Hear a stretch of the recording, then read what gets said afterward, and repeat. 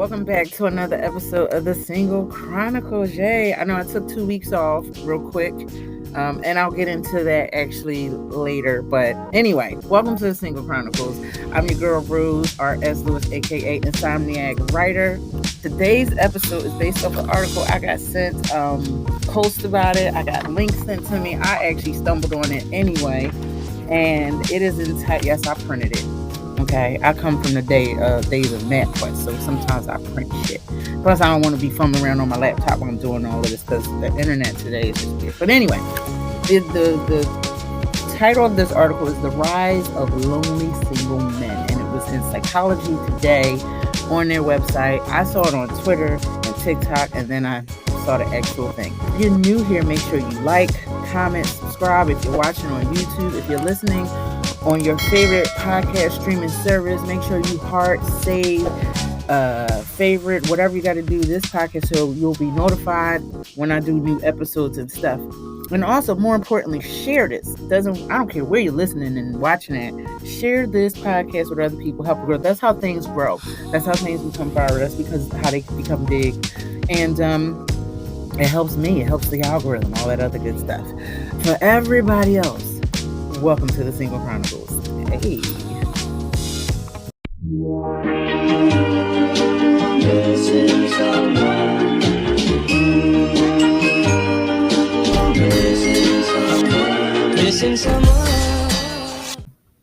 Okay, so the rise of lonely single men. Now, before I really get to talking about it, I actually found another article, The Rise of Empowered Single Women. Now, when I saw the single woman one, because I was trying to go back and look for the article on my computer. I had already had it on my phone, but not my computer. So I was like, okay, well, the one about the women is written by women, and the one about men is written by men. And at first I was like, okay, is this website kind of skewed towards, like, is there a gender bias? But actually, Psychology Today is not gender bias. They have a lot of things that pertains to both genders. Anyway, before I go on, I wanted to thank you for sticking with me. Thank you for listening to the last episode that came in. That was actually, I had some pretty good numbers considering I had took a break. And usually the numbers have been doing good. They've been very promising lately with listenership. And I just want to thank y'all for that.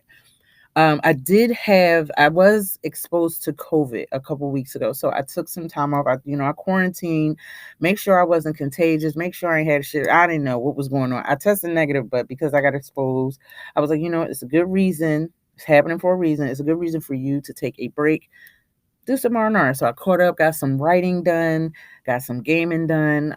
So I turned it into a bit of a vacation since I wasn't doing classes and stuff. I got out and started running and jogging. So I did a lot of things that allowed me, to recoup. Then the following weekend, this weekend that just passed, actually 2 weeks. So if you're listening to this now, the weekend before this, so 2 weeks ago, I went to the beach, went to the shore, went to the infamous Gunnison Beach in New Jersey, closer to New York. So you can literally see New York skyline, Long Island, all that good stuff, whatever. You could just see New York right there. You don't need binoculars or anything. I was trying to get a picture of from where we were. You really couldn't see it. But if you look beyond the shore, which I wasn't, then you could see New York. So that was actually dope. But if you look on, like, other people have posted pictures of that, from that beach, and that's one of the things. There are other beaches in that area. I think it's called Sandy Hooks. All of that being said, there are a lot of good picturesque stuff that is not just Gunnison Beach. Like, there are other beaches. I think it was like maybe 8 beaches, because let me see. You see, yeah, so it's about 7, 8 beaches there, and they're all about a mile apart from one another. It's really fun. It's really nice. I needed to get away. I needed a little mini vacation. I just needed, because I was thinking about doing something, and I was just like, okay, I'm gonna do the beach. Now, I had originally planned to go out somewhere else and to visit some friends, but that didn't work out. So I was like, okay, I had this time scheduled as far as classes and everything.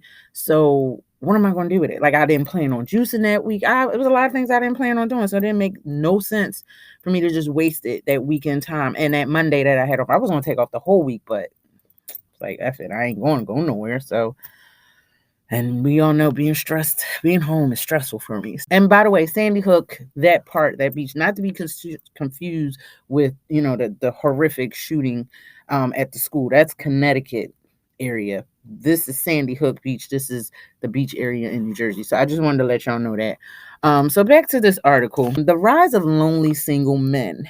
And I'm not going to read through the article. I'm not going to read you the article. You can go look it up. It's everywhere. The particulars of this thing, like, I'm just going to point out the key points, and that's really on the first page of the article if you're reading it in the magazine, or if you printed it out like I did. And I just want to say that it uses statistics based off of dating apps. So it's not including people that meet in person and other factors like churches, wherever, however you meet people. Not everybody meets on a dating app. And I know plenty of people that are on them. I don't know anyone personally that has had success off of a dating app personally. I'm not saying that they don't exist, but of the people that I know in my social circles that are connected on dating apps somehow, some way. Like, I got a friend that's like a serial dating app person. That's what they do. They're trying. But again, that's a guy. So maybe there's some sense to this. I have female friends that are on dating apps.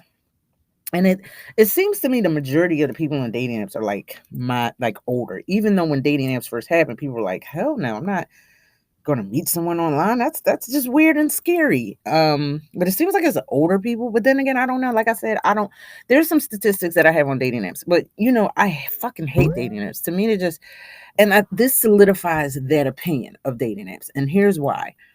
First of all, and this is one of the key points, is that men represent 62% of dating app users, lowering their chances for matches. So there are more men on dating apps than females. And this is just the ones that this particular person used. Now, he's a psychiatrist, Greg Matos, I think that's how you say his name.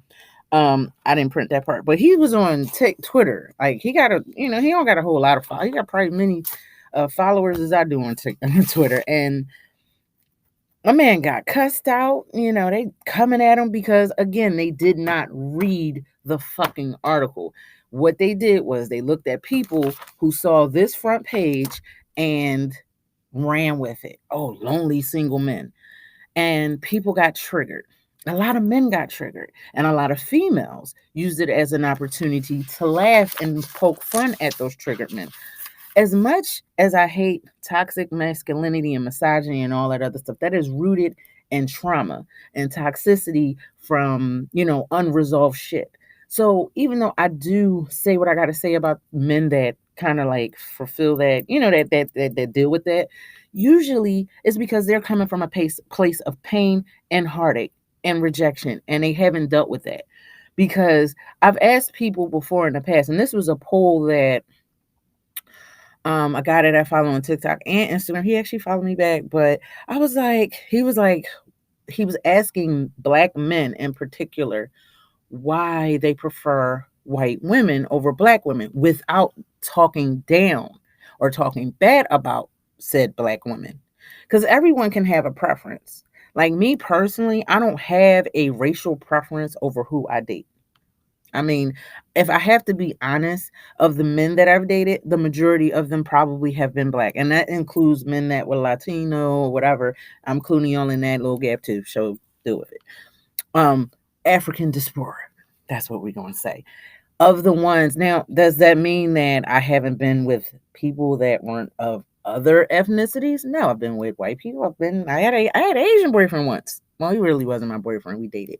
So, but of the people that I was attracted to and had been out with, regardless of if it got sexual, if there was any kind of emotional connection at all whatsoever, you know what I mean?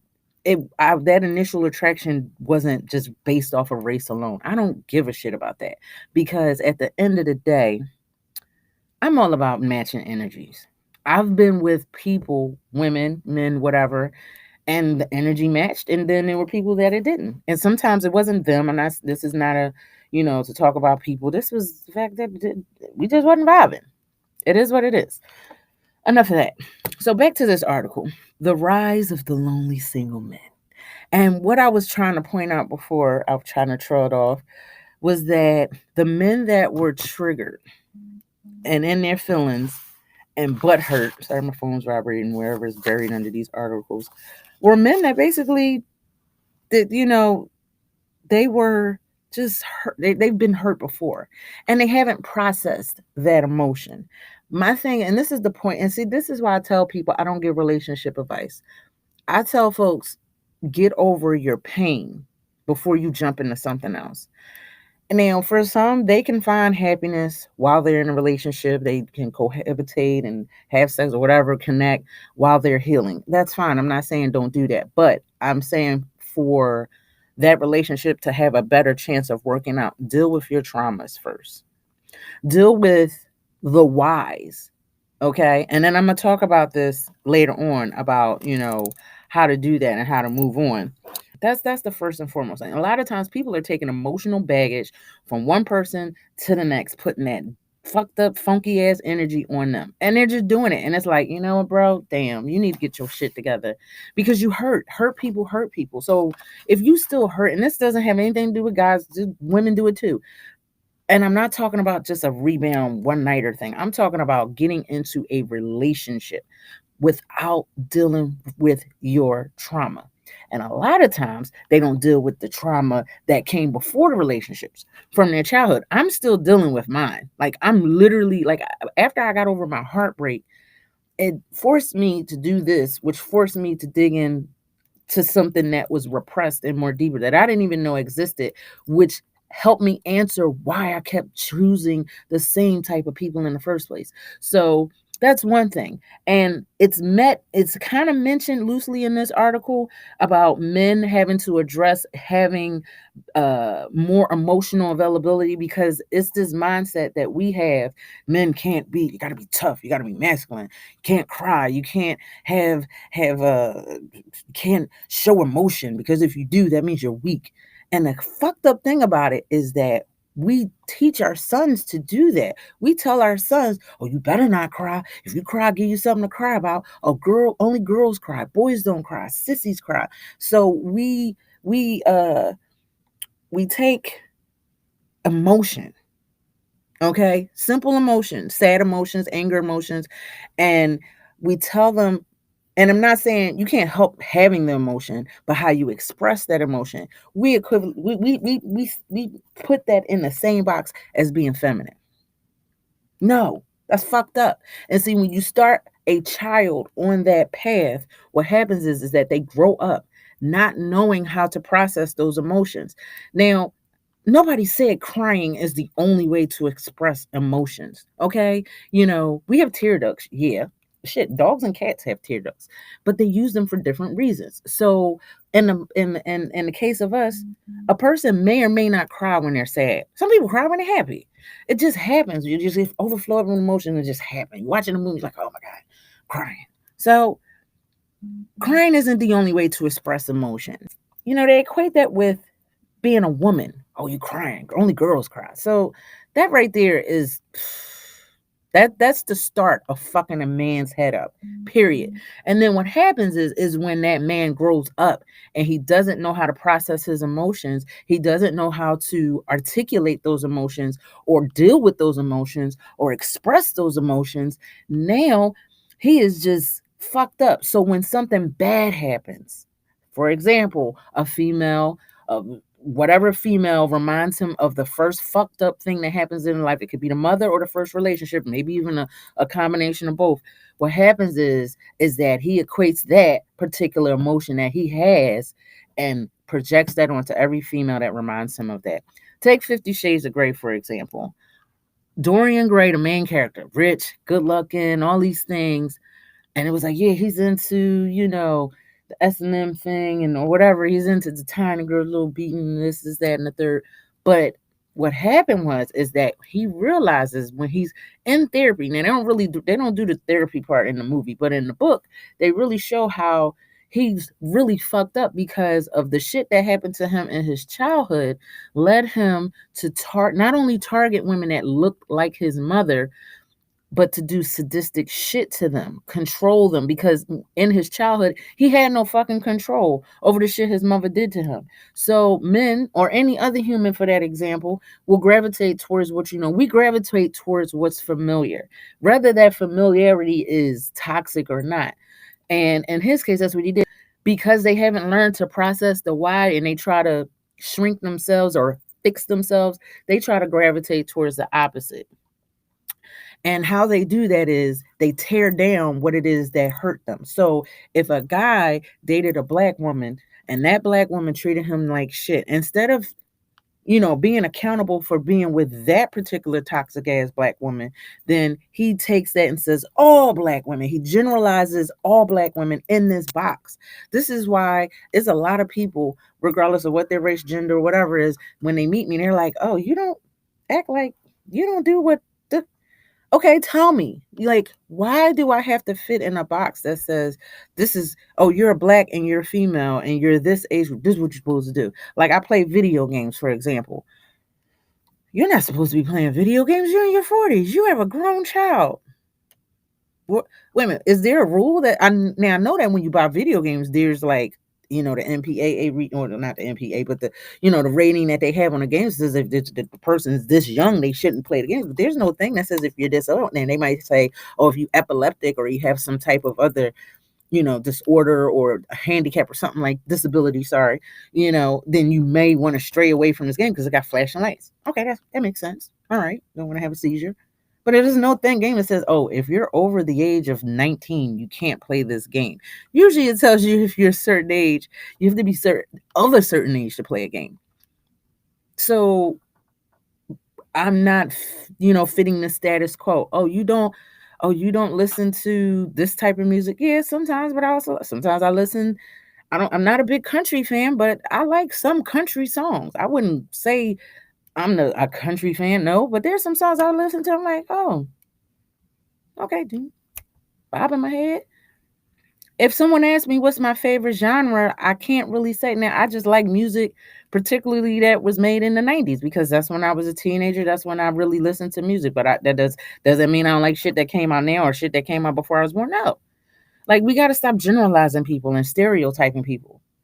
So that aside, when people get hurt, they do one of two things. They gravitate towards what hurt them, subconsciously or not, even if they're not trying to. Or they purposefully try to gravitate away from that by beating down what reminds them of that. And that's what happens. And this is why, and the article really doesn't go into that deep. That's just my take on why a lot of these men are fucking single. But it is what it is. So back to this emotional availability. And he does point that out in this article about the fact that women want emotional availability. They want someone who's in tune, not just in tune with their emotions, but but the person's own. Like, you want somebody that, like, when you feel a funk in the room, like, for example, when I was telling y'all the last episode, that when I was talking to somebody and the energy kind of changed. Now, this is a person I gravitated towards because I thought that they would be, emotionally normal, and they ended up being just as fucktarded as some of the toxic, masculine, brooding, overly masculine. I'm gonna say overly masculine, not toxic, but overly manly men. It's like, dude, just like, I'm telling you that there's a problem. I'm telling you that there's something bothering me in this situation, and you're not addressing that. Yeah, you're addressing the fact that I'm saying something to you, but you're not addressing what I'm saying. And even though there were moments where they did, there were still other times where stuff just never was answered, and that closure was just never gotten. And I was like, fuck it, it is what it is. Whatever. So that was that. But the point is that women, and this put me right back to where I was. You know what? Fuck it. I don't even want to be bothered. I tried. Guess what? I tried. I even tried to gravitate towards what I thought was my normal. But I ended up back with somebody that reminded me of my own father. Not the fuck there. So even though it was a physicality thing, and I knew why I did it, because it's like, technically I don't really want to be with nobody because I don't want to be bothered. But or I want my own space, because a lot of the few relationships that I've had in the past, I didn't have space to focus on my identity, to focus on the things that I like. So I don't when women say they want emotional availability, that does not equal clinginess. That doesn't say I want you up on me all the fucking time, because I really fucking don't. What it means is that when I come to you with an issue, or if I sense that something is wrong, we can communicate like two fucking adults and get to the root of what the issue is, so that we can either move on together and get past this and fix it, or we could just go our separate ways. Because I'm at the point where, as much as I want to get to the bottom of things and fix things and make things work, and because I don't want to keep dating, I don't want to be dating for the rest of my life, but at the same time, I'm getting to the point where I'm fucking impatient, and I'm like, you know what? I done asked you once, I done asked you twice. I'm not gonna keep asking you, because that tells me you ain't trying to fix this. You just want to be doing you. So this is why a lot of women just like, fuck it, I just rather be single.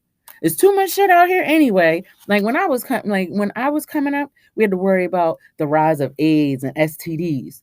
Now it's about the mental health about people. And a lot of these guys are not seeking mental health and getting therapy. What they're doing is they're going to other mentally fucked up men to complain about shit like this. Yeah, they're going to the Kevin Samuels and the Andrew Tates.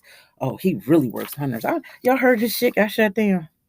I don't be wishing bad on people, but that's what the fuck you get. You gonna move to Romania because you don't want to get extradited and get arrested for some illegal shit that you did. And motherfuckers is following. It's like, how can you follow someone that physically assaulted someone, probably sexually assaulted someone and physically assaulted someone? But this is, and I'm not saying you can't do wrong and forgive and move on and grow, but this is someone who you can tell by the way he talks about women, he hasn't grown at all. Like, lead with love, bro. Whatever. You can still be tough and masculine or feminine, whatever. You can be tough and still have emotion. Nobody said that you can't be tough, because I'm quite sure. All right, let's take Jet Li for example. You've heard this, or Jackie Chan. Let's take Jackie Chan for example. Funny, charismatic, silly, goofy, fun to be around, and he doesn't seem like, oh, my man, but he will whip your fucking ass. Not a person that I would want to mess with, but a person I would love to hang around, because it just seems like, oh yeah, you cool as shit. You ain't walking around with this chip on your shoulder. Like, we have this thing where we have to be in these roles. What role do you want your wife to play? What role do you want your husband to play?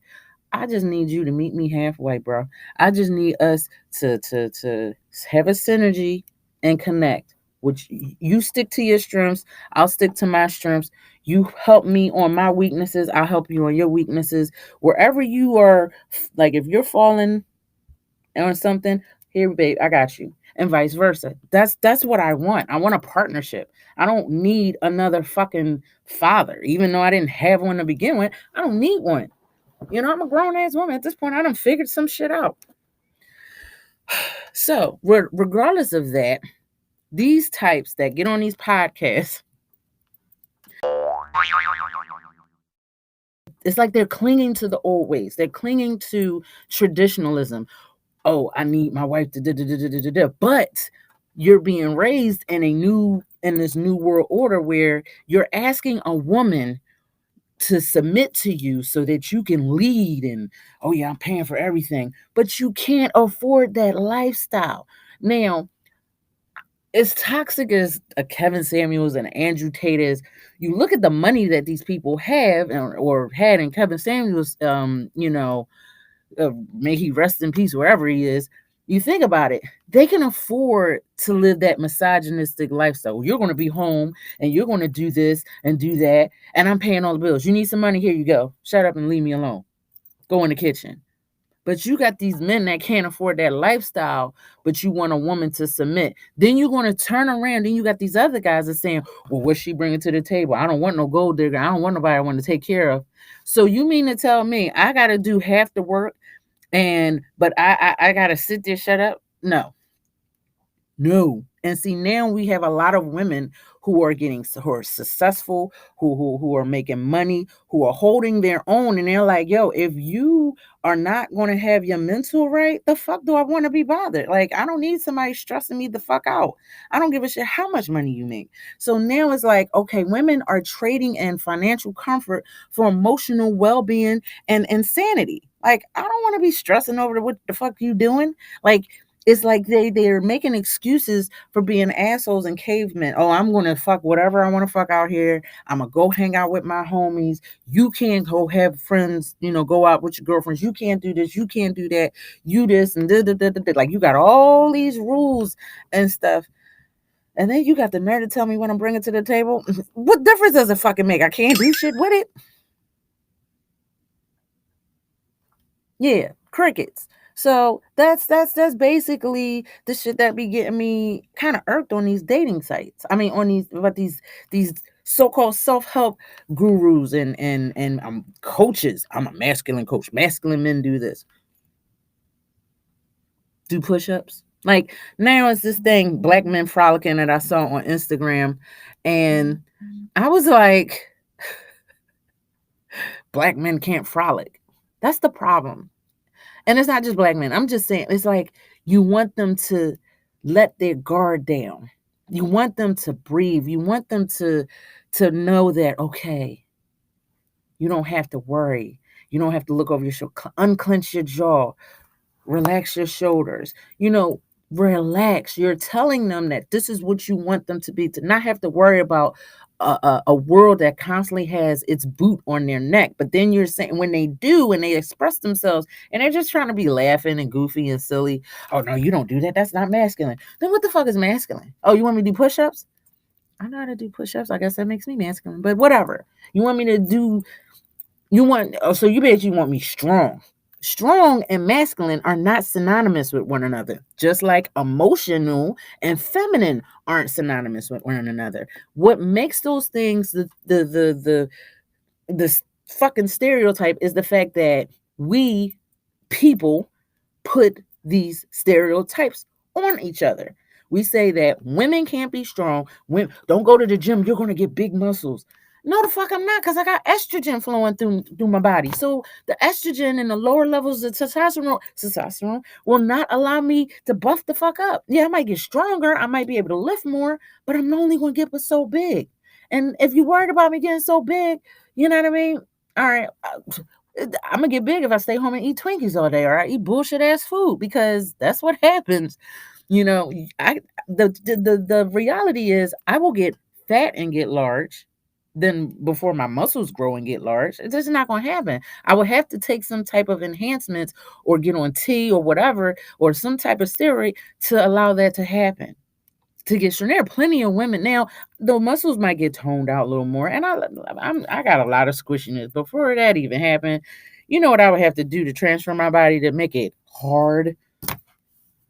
Anyway, back to this. The one thing I really, really, really, really took, another thing, and I want to go back, because like I said, he really focused on he didn't focus on, but he talked about the dating apps. Women are telling men what they want. Just like you men, you want the women to listen. Women, listen to the woman. Like, what I'm learning and what I'm noticing is that these men aren't really attracted to fucking women. Not outside of sexual. Now, they're heterosexual men. Of course, I like what the female has. She got boobies. She got a booty. She looks pretty in the face. I got a rise down below. I like her. Or I want to procreate with her. But they are emotionally attracted to other men. What do you do when you want some downtime? Oh, I'm going to hang with the fellas. Bros before hoes. There was a poll that men would rather cheat on their girl but snitch on their homie instead of snitch on their homie. It's like, yo, I want you to be loyal. I want you to be faithful. I want you to be submissive. But I'm not requesting or requiring none of that from my male counterparts. However, I'm going to be loyal as fuck to this person. And then when that person goes to jail and they snitch, you're like, oh, how did this happen? What? Make it make sense, bro. Think about what you're asking of another human being. And you wonder why these females just be like, fuck it. They don't want to be with nobody. Like, it's just, I don't understand. So my daughter just texted me, Mom, do you have any cash upstairs? Oh, God. All right, I'll tell her yes. We're reaching that point. Men, get your skill, like it says here, skills deficits. There's a gap between men and women that needs to be addressed. And the problem is one word, communication. It's not magic. It's not something that's just understood. Like, we speak the same language. Literally, most of, we live in the same vicinity. If we speak the same language, why is it that we can't understand what each other's being said? Men, if you want to date a woman and you want a woman to find you desirable, communicate with her. Listen. Don't hear what she's saying to wait for your turn to talk. Women, this go for you too. Listen, then respond. Back to this, communication skills. Men, it says here, and I'm going to quote this. Emotional connection requires all the skills that families are not consistently teaching to their young boys. Didn't I say that? Men have not learned how to communicate. They haven't learned how to process emotions, heartbreak, pain, anger. And that's because they grew up having those emotions invalidated. And don't get me wrong, females go through that too. I went through that too. That's why I chase emotionally unavailable people. But I had to learn to work around that and heal from that. Men, you got to learn how to heal from that. Women, you got to learn from that. Because I'm going to talk about y'all females too. And I'm not talking about the rise of empowered single women. I'm going to talk about the rise of bitter women. Because it's y'all out there too. But going back to this.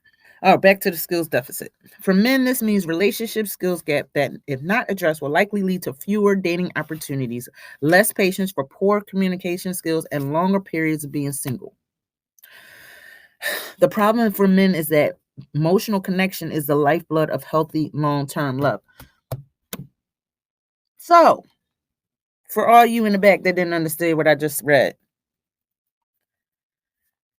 instead of bashing the women that hurt you, or the type of women that you don't want to be with for whatever reason, ask yourself, and this is what I had to do. This is very hard to do. You have to ask yourself, why in the world would I date somebody like that? How did I let that happen? How did I get hurt by this person? What red flags or yellow flags did I ignore? Once you answer that question and you come to that conclusion, then you be like, oh yeah, it makes sense now. So that's what I need y'all to do. I need y'all to do that. Okay? Once we do that, we're good. We're golden. Okay? We are golden and we are good. Ultimately, he says here, and I'm going to get to this conclusion before I'm done. We have an opportunity to revolutionize romantic relationships and establish new healthy norms, starting with the first date. It's likely that some of these romances will be transformative and healing, disrupting generational trauma. Remember when I said, telling you the little youngins, I'm going to give you something to cry about. You can't cry. You can't express emotions. And establishing a fresh culture of admiration and validation. And I've mentioned that before. When you're in a relationship with somebody, you want to be validated. You want to be acknowledged. Same thing from your parents. Hey, Mom. It's like when you're little, right?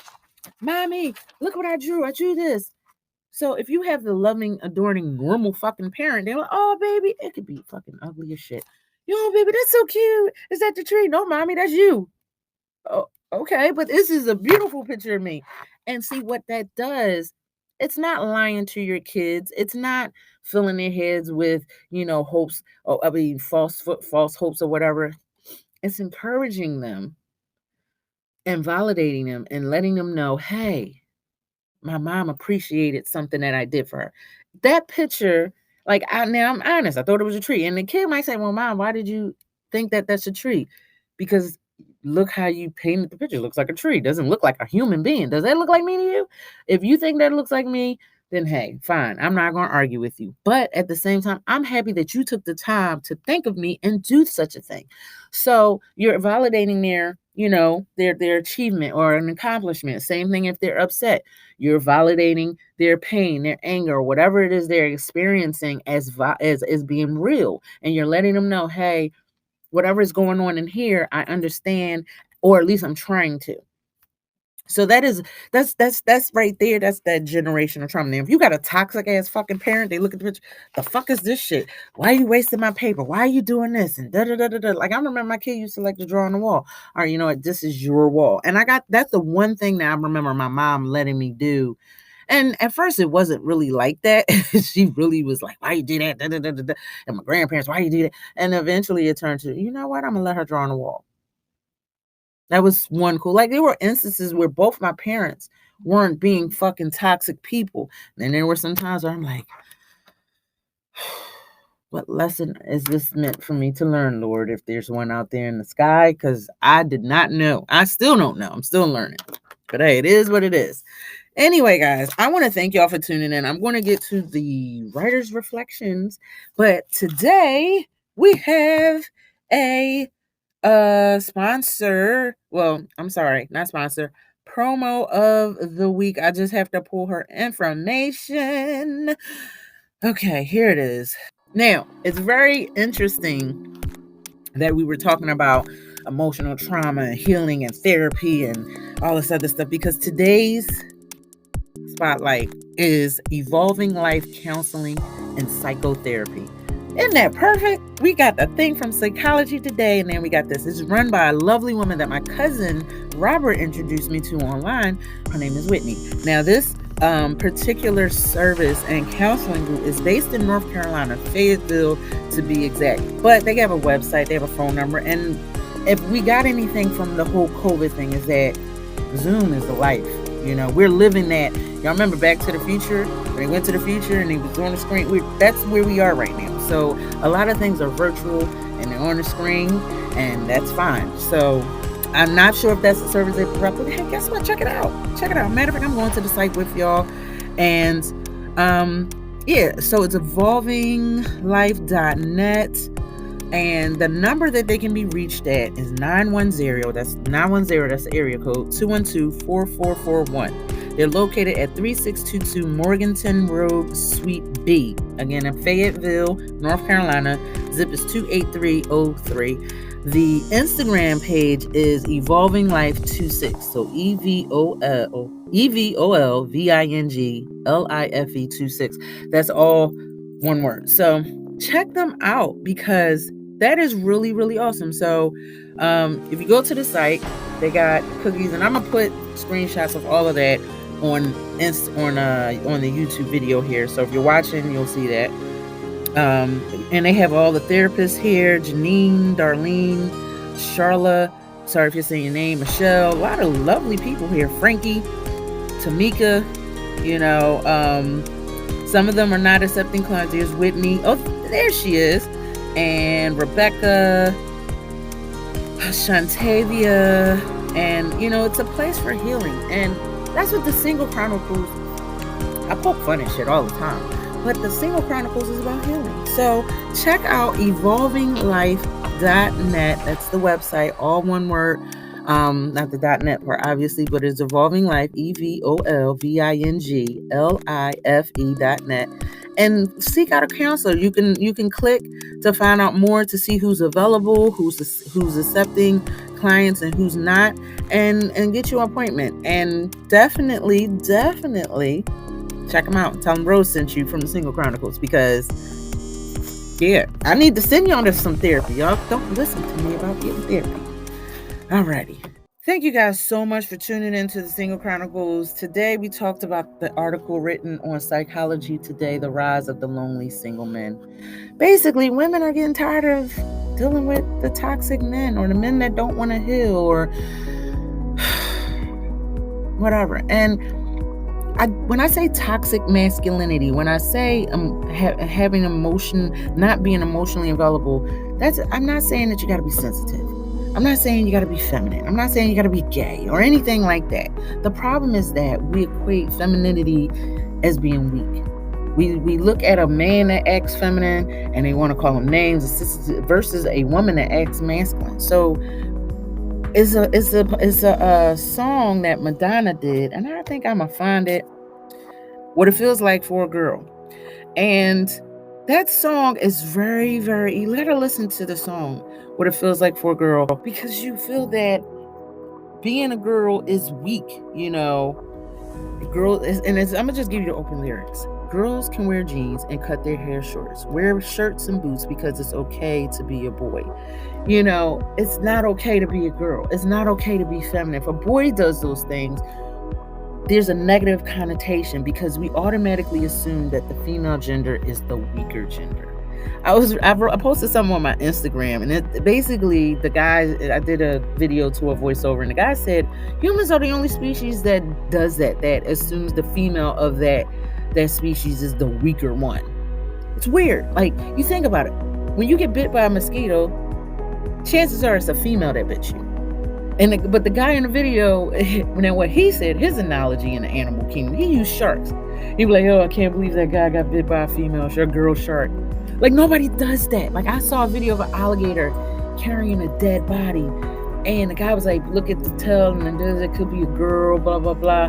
You don't know. If you get in, or crocodile, I think it was a crocodile. But the point is that if you are in the water and you see a female, first of all, 9 times out of 10, the female of the species, especially if they have babies to protect, are more ferocious than the males, because it's not their lives on the line, it's their babies that can't defend themselves. That mama bear instinct. Oh yeah, we die. Oh yeah, you dying. Get near my babies, you dying. So a lot of times, actually, it's the exact opposite. But y'all don't want to have that conversation, and that's not what we're here for in the Writer's Reflections. The point of this article today, let me bring it down because this is playing soft music and I'm kind of still amped up. With the rise of lonely single men, this article, now, while it may focus more on dating apps and how those things go, and how his opinions based off of that particular study, it still kind of shines a light on the fact that there are a lot of females opting to be single, having go-away trips, or having less emotionally connected relationships with men because they already perceive them to not be emotionally connected. So the women are saying, you know what, I'm gonna go hang out with my girlfriends. Like me, for example, I have men friends, and like we go hang out, go to the movies every now and again when the time permits, or we chop it up on the phone. I got friends that I play with online, and then there's I haven't played with online in a while, but then I have like friends that I can just kick it with for whatever reason it might be, whether they're a relative or not, and that's okay. Then I have my friends that are kind of feminine. It's like women nowadays are building the perfect man. You got the man that's good in bed, the man that is good with his hands, the man that is, protector type of thing, and then the man that is feminine and flamboyant that you can talk to, because we just want all of that. But there's no reason that the one person that you can fall in love with can be all of that. They can a little bit, and you might be stronger in some aspects. There are people, now I know some manly ass men that could not nail a picture on the wall. Does that make them less of a man because they can't fix something? No. Now I know some guys that are just, they ain't lifting anything. Does that make them less of a man? No. We have to stop putting these roles, these stereotypes, and stop projecting. We put we put the people in these boxes that if you're this is what you must do. You have to, my man has to be good with his hands. He has to know how to fix things. Well, that doesn't make him any less of a man.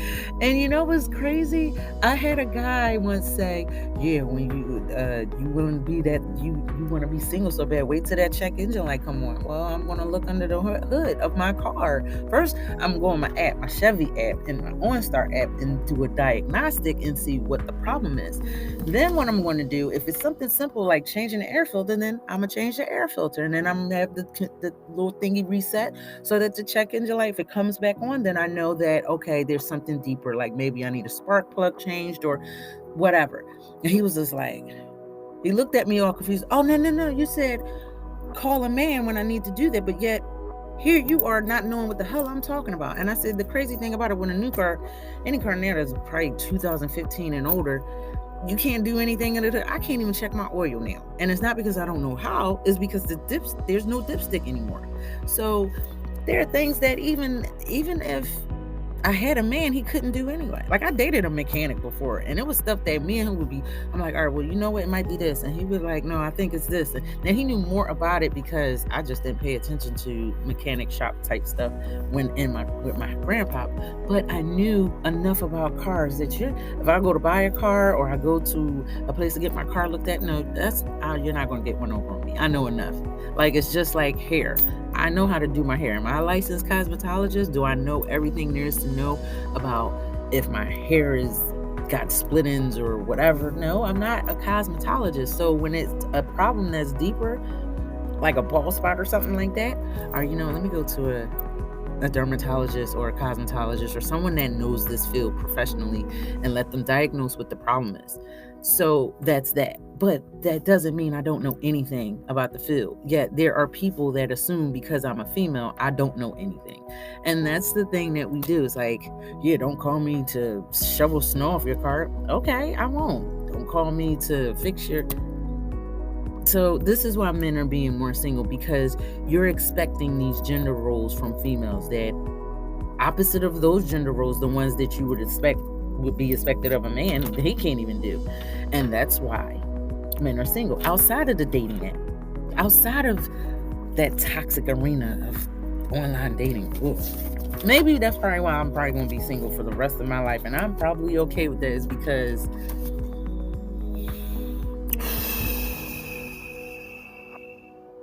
I'm just not getting it. And don't get me wrong, he gave some stats. He said Hinge, through the beta trials, 90% rated their first date positive and 72% wanted a second date. So maybe there is hope.